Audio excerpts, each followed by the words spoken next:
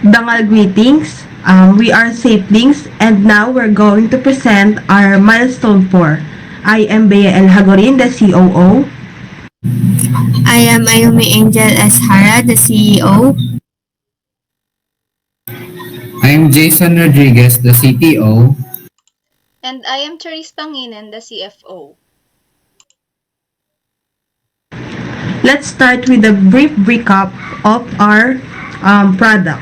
Safelink is a revolutionizing personal safety and health monitoring with its innovative SafeBand bracelet. This compact device goes beyond basic fitness tracking, focusing on life-saving features. It detects abnormal heart rates and health signs, alerting the users and their emergency contacts immediately. In critical situations, the SafeBand can evenly autonomously dial 911. With Bluetooth and app integration, users can easily manage the device, offering a streamlined approach to personal security. SafeBand is accessible to a wide range of users, including those with disabilities. Its discreet design ensures it won't attract unwanted attention in dangerous situations. Now we're going to proceed for the financial projection. For the financial projection, our innovative SafeBand device is set to revolutionize health monitoring and location tracking. In the first year, we anticipate a substantial revenue of 4.3 million, primarily driven by strong sales figures, while initial costs, including equipment and development, will be significant. We project a healthy EBITDA or earnings of 143,000 as we scale up in subsequent years. Revenue is poised to grow exponentially, reaching 11.4 million by the fifth year. This growth trajectory is fueled by increasing sales and projected price increase for our SafeBand. Despite escalating costs, we anticipate a significant boost in earnings, reaching 2.4 million in the final year. This financial outlook underscores the immense potential of Safelinks to generate substantial returns and positively impact the health and safety industry. Now, let's proceed.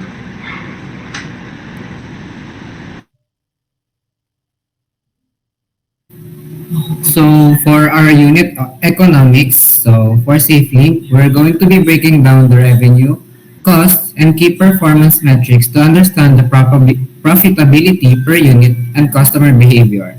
So as we can see here, the P&L per unit or the profit and loss, here we have a revenue of 5,799 pesos per unit sold.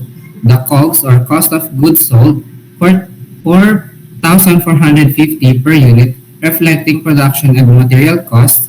Gross profit, 1,349 per unit, derived from revenue minus COGS. So the gross profit margin, 23%, indicating how much the revenue is profit before operational expenses. Another one is the operating costs of about 5,606.33 pesos per unit, which includes the overhead, marketing, and administrative expenses. The operating profit would be 192.67 per unit, reflecting profitability after covering all costs. So for our key metrics, we have here the CAC or customer acquisition cost of 162 pesos. This cost to acquire one customer through marketing and sales efforts. We also have here the CLV or customer lifetime value of 107 pesos, calculated to understand how much revenue a customer brings over their lifetime.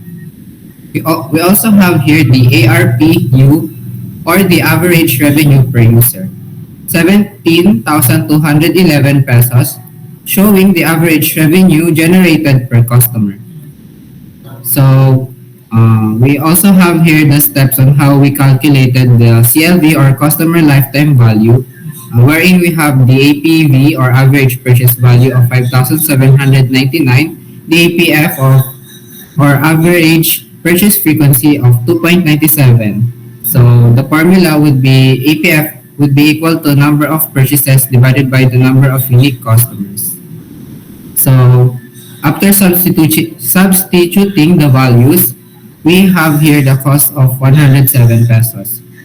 So in conclusion, the churn rate would be 37.5 customers are lost periodically, indicating how quickly users stop using the product. But customers that start with 80 and end with 50, suggesting a loss to churn. This analysis highlights the current profitability challenges, emphasizing a need to increase customer retention, or ACL, and reduce the churn to improve CLB and sustain long-term growth. And now, let's proceed to our funding plan. Our venture requires 300,000 to 500,000 pesos to maintain positive cash flow and invest in fixed assets, ensuring smooth operations. We initially bootstrapped 52,000 pesos, likely from savings or profits, and estimate we can reinvest 52,000 to 75,000 pesos from future cash flow. However, this won't fully cover our needs, so external funding of 300,000 pesos to 700,000 pesos is crucial for faster growth. Without it, we'll rely on gradual scaling, which may limit our expansion speed and potential.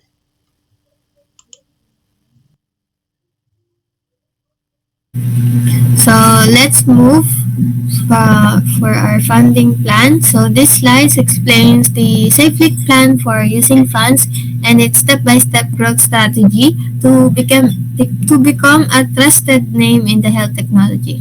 So our stage of venture is in the development stage. The main goal is to create a reliable prototype for the health monitoring bracelet with GPS features.